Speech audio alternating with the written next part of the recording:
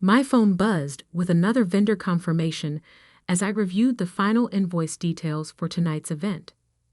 Moonrise Manor had outdone themselves with the floral arrangements, exactly as I'd specified when I signed the contract 6 months ago.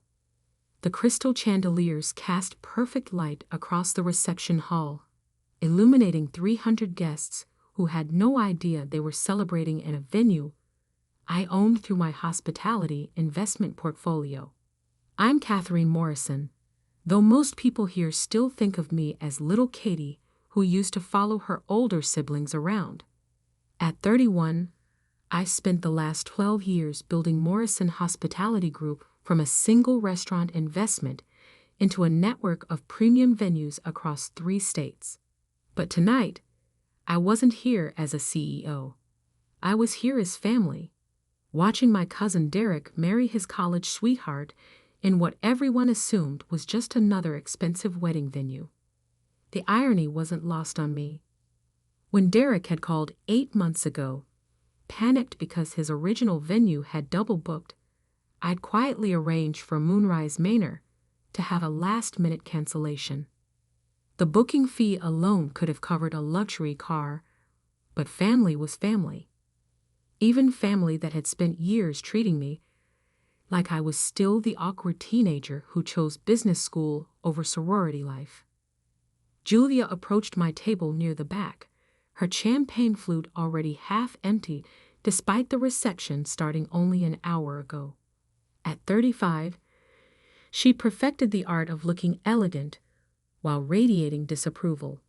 Tonight's target seemed to be my choice to sit quietly, rather than mingle with her circle of pharmaceutical sales executives.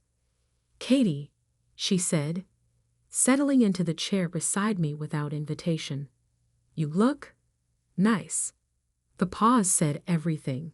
My simple black cocktail dress, understated jewelry, and practical heels clearly didn't meet her standards for a family celebration. Julia had always believed that success was measured by how much you spent on looking successful, a philosophy that worked well for someone married to a surgeon, but less well for building actual wealth. "Thank you," I replied, checking my phone as another message came in from my property manager. 3 more venue bookings for next month, including 2 corporate events that would bring in serious revenue. The ceremony was beautiful. Derek looked happy. "Yes, well, happiness doesn't pay the bills," Julia said, swirling her champagne. "Speaking of which, I heard you finally moved out of that apartment complex downtown. Aunt Margaret said you bought something in the suburbs." I smiled slightly. The something in the suburbs was a custom-built home on 15 acres. But I'd learned long ago that explaining my actual financial situation to Julia only led to accusations of showing off or lying. Better to let family assume what they wanted to assume. "Something like that," I said. The band finished their current song, and Derek's new father-in-law approached the microphone to give a toast. Robert Chen had made his fortune in tech startups, and his speech was polished, warm, and mercifully brief. As applause filled the room, I noticed Julia checking her phone, probably coordinating with our mother about something. Mom had been unusually quiet tonight, which typically meant she was planning something. At 62, Patricia Morrison still treated family gatherings like military campaigns, complete with strategic seating arrangements and carefully timed conversations designed to achieve maximum emotional impact. Tonight's campaign seemed focused on what she called Katie's situation. My situation in their minds was that I was 31, unmarried, and working in restaurants. They knew I'd started with a small investment in a local bistro, but the details of how that had grown into a multi-million-dollar hospitality empire remained conveniently overlooked. When you don't fit into family expectations, people tend to see only what confirms their existing beliefs. "Katie." My brother Michael appeared at our table, looking uncomfortable in his rented tuxedo. At 28, he'd followed the approved family path. Law school, corporate job, marriage to another lawyer, house in the right neighborhood. Mom wants to talk to you after the cake cutting. Julia's eyes lit up with anticipation. Whatever Mom had planned, my siblings were clearly in on it.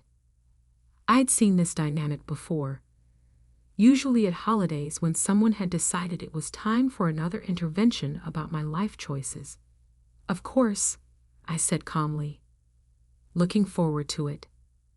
Michael hesitated, probably expecting more resistance. It's just that we're all worried about you. Working such long hours, not dating anyone seriously, living alone in that big house. So they did know about the house. Interesting. Someone had been doing research, which meant tonight's conversation would be more serious than usual. I wondered if they'd figured out who actually owned it, or if they just assumed I was renting something beyond my apparent means. The cake cutting proceeded with appropriate fanfare, followed by more dancing and the gradual migration of older guests toward the exit. By 10 o'clock, only about half the original crowd remained, mostly Derek's college friends and our extended family. Julia had switched from champagne to wine, which usually meant her filter was about to disappear entirely. I was reviewing emails when the music suddenly stopped. Julia stood near the band's setup, holding the wireless microphone with the confidence of someone who'd consumed just enough alcohol to believe everyone wanted to hear her thoughts. "Excuse me, everyone," she called out, her voice carrying clearly across the reception hall. "I know this is Derek and Amanda's special day, but I think it's important that we talk about what family really means." A murmur of confusion rippled through the remaining guests. Derek looked mortified. Amanda's parents exchanged concerned glances. This wasn't part of the planned program. "Family means supporting each other," Julia continued, swaying slightly. "Family means being honest about our shortcomings. And sometimes, family means acknowledging that some people here don't deserve to celebrate with real family." She was looking directly at me. Some people who've forgotten where they come from, who think they're better than everyone else because they bought a big house they can't actually afford, who sit in the back row like they don't belong here. The temperature in the room seemed to drop 10 degrees. Conversations died. Even the catering staff stopped moving. 200 people were now staring at me, waiting to see how I'd respond to being publicly humiliated at my cousin's wedding. I stood slowly, smoothing my dress, and walked calmly toward the back of the room. Not toward Julia, not toward the microphone, but toward the service area where I could make a phone call in relative privacy. My hands remained steady as I scrolled through my contacts, finding the number I needed. "Robert," I said when he answered on the second ring. "Sorry to bother you so late, but could you come to Moonrise Manor? There's a situation with one of the guests that requires the owner's attention." "On my way, boss," Robert Martinez replied. He'd been managing Moonrise Manor for 3 years, ever since I'd acquired the property and renovated it into the area's premier wedding venue. "Everything okay? Just need you to clarify some things for the guests. 5 minutes?" 3 minutes. I was in the office reviewing tomorrow's setup. I ended the call and returned to my table, where Julia was now explaining to the crowd how disappointed our parents were in my life choices, how I'd wasted my education, how I was embarrassing the family name, how my selfish decisions affected everyone who cared about me. Mom had joined her near the microphone, nodding along with appropriate maternal concern. Michael stood nearby, ready to provide backup support. Even some of our cousins were nodding, probably thinking about their own successful careers and stable relationships. 3 minutes later, Robert entered through the main doors. his suit impeccable despite the late hour. He surveyed the scene quickly, taking in Julia's impromptu speech and the awkward audience, then walked directly to me. "Ms. Morrison," he said, his voice carrying clearly across the now silent room. "I got here as quickly as I could. How can I help?" The effect was immediate and total. Every conversation stopped. Julia's voice trailed off mid-sentence. The microphone slipped slightly in her hand as she processed what she just heard. "Thank you for coming, Robert," I said, standing to greet him.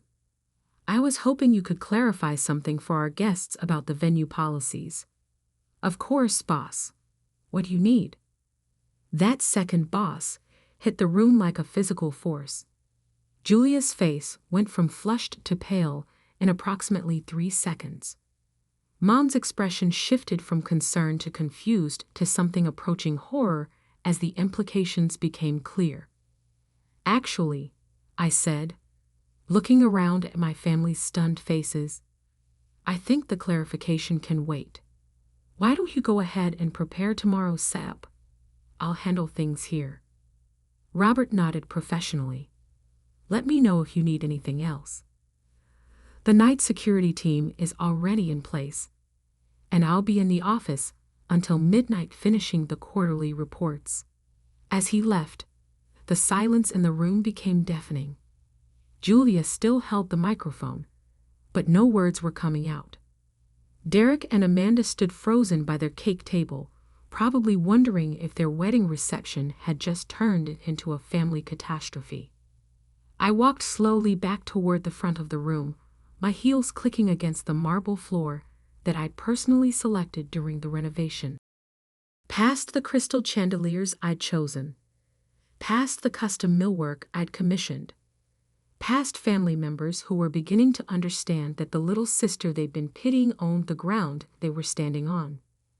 "Julia," I said gently, extending my hand, "can I have the microphone back?" She handed it over wordlessly, her eyes wide with something between shock and mortification. I looked out at the crowd, taking in the faces of relatives who'd spent years assuming I was struggling, friends who'd heard Julia's speech, and were now recalculating everything they thought they knew about family dynamics. "I want to thank everyone for celebrating Derek and Amanda's wedding with us tonight," I began, my voice calm and warm. "Moonrise Manor has hosted hundreds of celebrations over the past 3 years, but tonight was especially meaningful because it was family." I paused, letting that sink in. Family gatherings are interesting things. They remind us where we came from, who shaped us, and sometimes they show us how far we've traveled from those beginnings. Tonight, my sister shared some concerns about my life choices, and I appreciate her honesty.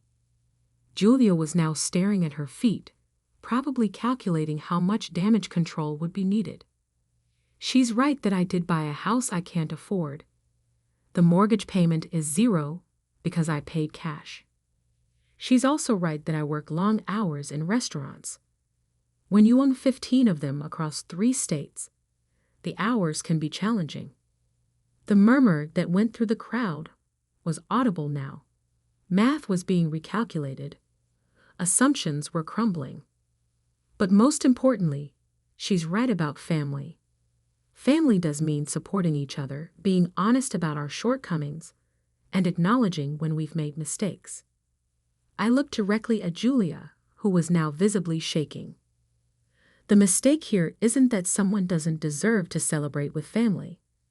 The mistake is that family members can spend years making assumptions about each other without ever asking the right questions. I handed the microphone back to the band leader and returned to my table. Around me, conversation slowly resumed, but the energy had completely shifted. Small groups formed as people processed what had just happened. Derek approached with Amanda, both looking concerned. "Katie," Derek said quietly, "I had no idea." "About the venue," about your business. I'm so sorry about Julia. Don't apologize for your wedding, I smiled. This is your day. Julia and I can work things out later. Amanda squeezed my hand. For what it's worth, the venue is absolutely perfect. Robert and his team have been incredible to work with. After they left, I noticed Mom approaching slowly, her face showing the kind of careful calculation that meant she was trying to figure out how to salvage the situation. Michael followed a few steps behind, clearly uncomfortable. Katie, Mom said, settling into the chair beside me. We need to talk. I know. 15 restaurants. Really? 17, actually. I just closed on 2 more properties last week. She absorbed this information, probably running through years of family conversations where she'd expressed concern about my career prospects. Why didn't you tell us? I considered several responses, all of them true, because you never asked, because you'd already decided what my life looked like, because every time I tried to share good news, someone changed the subject to when I was getting married. Because I learned early that success makes some people uncomfortable, I said instead, it was easier to let you assume what you wanted to assume. Michael finally joined us, looking like he wanted to disappear entirely. I called the office this week, he said quietly, to check on some real estate investments. Morrison Hospitality Group came up in the search. I know. My assistant mentioned that someone with our last name had been asking questions. Your assistant said you were in Europe, finalizing acquisition deals. London and Paris, 2 boutique hotels that came on the market. I got back yesterday. The weight of their assumptions was becoming clear. While they've been worrying about my financial stability, I've been building an international portfolio. While they've been planning interventions about my life choices, I'd been making decisions that affected hundreds of employees across multiple countries. Katie, Mom said carefully, I think we owe you an apology. You don't owe me anything, but you might want to think about how you talk to people before understanding their situations. Julia appeared at our table, having apparently worked up the courage to face the aftermath of her speech. Her earlier confidence had been replaced by something approaching devastation. Katie, I don't know what to say. You don't need to say anything tonight. This is Derek's wedding. Let's focus on that. But I humiliated you in front of everyone. You humiliated yourself, Julia. I'm fine. She sat down heavily, probably realizing that her public critique of my life had backfired spectacularly. The sister she'd been pitying was now revealed as the most successful person in the room, and everyone had witnessed the reversal. How long have you owned this place? 3 years. I bought it when the previous owners were struggling with debt. Robert's been managing it since then. And you arranged for Derek to book it? I may have influenced the availability. The reception was winding down now, with most guests having departed during the family drama. Derek and Amanda were saying goodbye to the remaining relatives, probably eager to escape to their honeymoon and leave the Morrison family dysfunction behind. As the evening ended, I found myself standing alone in the empty reception hall, watching the catering staff clean up under Robert's supervision. The crystal chandeliers still cast perfect light, the flowers still looked stunning, and the marble floor still gleamed. But the atmosphere had completely changed. My phone buzzed with a text from Derek. Thank you for everything. Tonight, the venue, and for handling Julia with more class than she deserved. Another message came in from my attorney, confirming that tomorrow's hotel acquisition in Chicago had been approved. $25 million for a boutique property that would anchor our Midwest expansion. The kind of deal that happened while family members were assuming I was struggling to pay rent. Robert approached as the last of the catering equipment was loaded onto trucks. Everything secure for the night, boss. Tomorrow's wedding setup starts at 8. Thanks, Robert. Any issues with tonight's guests?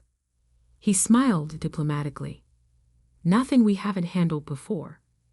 Family dynamics can be complicated. That's one way to put it. As I drove home through the quiet streets, I thought about Julia's words. Some people don't deserve to celebrate with real family. She'd been right, in a way. Some people don't deserve certain things, but not because of their financial status or life choices, because of how they treat others when they think they have power over them. The next morning brought a stack of messages from various family members.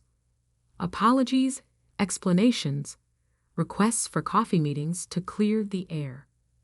Julia had apparently spent the night calling relatives to explain her side of the story, which only made things worse as people realized how badly she'd misjudged the situation. Mom's message was the most direct. Can we please have lunch this week? I think we have a lot to discuss. I replied to her and ignored the others. Some conversations were worth having. Others were just damage control. 3 weeks later, I sat in Mom's kitchen drinking coffee and reviewing the final contracts for our Seattle expansion. She'd spent the time since the wedding asking careful questions about my business, clearly trying to understand how the daughter she'd been worried about had become more successful than anyone in the family. I keep thinking about that night, she said, refilling my cup. How wrong we were about everything. You weren't wrong about everything, just about some important things. Julia's been struggling since then. The pharmaceutical company laid off half their sales team last month. I'd heard. Julia's husband was also facing potential malpractice issues related to a patient care incident. The perfect life she'd been projecting was apparently less perfect than anyone realized. I'm sorry to hear that. She wants to apologize properly, face to face. She can call me when she's ready. 6 months after Derek's wedding, Julia finally made that call. We met at one of my restaurants, a farm-to-table place in the arts district that had become popular with young professionals. She looked older, less polished, more genuine than I'd seen her in years. I spent months being angry, she said over our appetizers. Angry that you'd let us all look like fools. Angry that you hadn't told us the truth about your success. And now I realize I was angry at myself for being the kind of person who would attack family in public, for making assumptions about your life without ever asking about it. We talked for 2 hours, covering years of family dynamics, missed connections, and mutual misunderstandings. For the first time since we were children, Julia seemed interested in my actual life rather than her version of it. Can I ask you something? She said as we finished dessert. Of course. When you were building all this, the restaurants, the venues, the success, did you ever think about proving us wrong? I considered the question carefully. Honestly, no. I was too busy building something to spend much time thinking about what other people thought of it. Even when we were dismissive, even when we acted like you were failing, especially then, other people's opinions don't pay employees or satisfy customers. As we left the restaurant, Julia paused at the entrance. Derek and Amanda's first anniversary is coming up. They're planning a small celebration. That's nice. At Moonrise Manor, I think they like having family events where they know the owner will take good care of them. I smiled. Robert runs a good operation. Would you consider letting me help with the planning? I promised not to grab any microphones. Talk to Robert. If he needs extra help coordinating, I'm sure he'd appreciate it. A year later, Julia had become our unofficial family event coordinator, working closely with Robert to manage Morrison family celebrations. She discovered she had genuine talent for hospitality planning, and I discovered that my sister was actually likable when she wasn't busy judging everyone around her. The family dynamic had shifted permanently. People asked about my business now, showed genuine interest in my projects, treated me like the successful adult I'd become rather than the struggling younger sister they'd assumed I was. Even Derek had started consulting with me about his own investment decisions. But the most important change was simpler than any of that. When I walked into family gatherings now, I wasn't the person who didn't deserve to be there. I was the person who made sure everyone else had a place to belong. Success isn't just about building wealth or acquiring properties. It's about building the kind of life where you can be generous with others, even when they haven't been generous with you. It's about having the confidence to remain calm when people attack you publicly, because you know who you are and what you've accomplished. And sometimes, it's about owning the venue where your family finally learns to see you clearly.